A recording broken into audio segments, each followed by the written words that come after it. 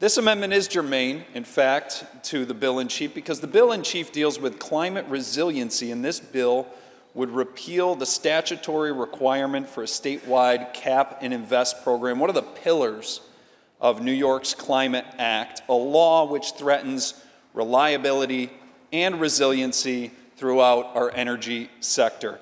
I'm sure you're all aware, last week the governor released a memo outlining the impact of the CLCPA on New Yorkers' pocketbooks in the next 5 years. The memo, which was put together by the state's Energy Research and Development Authority, those experts, they concluded that absent changes by 2031, the impact of the CLCPA on the price of gas could reach or exceed $2.23 per gallon on top of whatever you're paying at the pump at the time.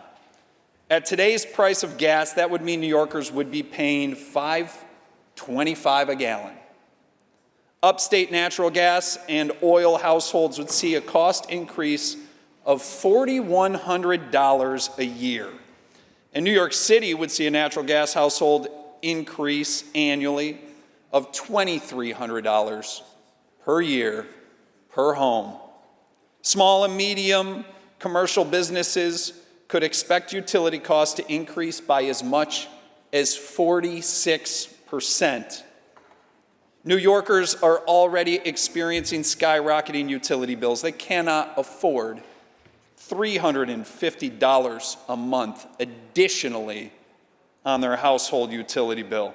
New Yorkers cannot afford $5.25 for a gallon of gas. The memo confirms what our conference, the Senate Republicans, have been saying for years, that the Cap and Invest program's $12 billion a year tax on businesses will be passed on down to consumers, making things even more unaffordable in the state of New York.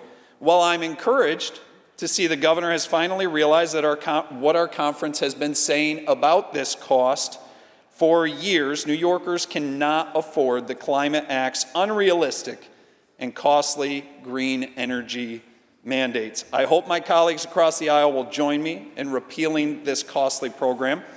This amendment that I offer up, Mr. President, will repeal Section 75-0109 of the Environmental Conservation Law and reverse the unrealistic timelines and goals. It will save New Yorkers $12 billion annually for the price of energy.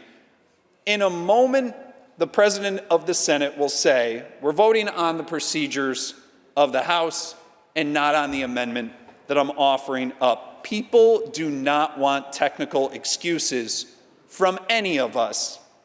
They want affordable energy. They expect you as their representatives to do something about it. And that's why I offer up this amendment. A couple of weeks ago, you failed to send $2 billion that is unspent in the Clean Energy Fund back to ratepayers, providing immediate relief. Don't fail New Yorkers again today. Overrule the chair, take up this amendment for a vote, and together we can all lower the cost of energy in New York State now. Thank you, Mr. President.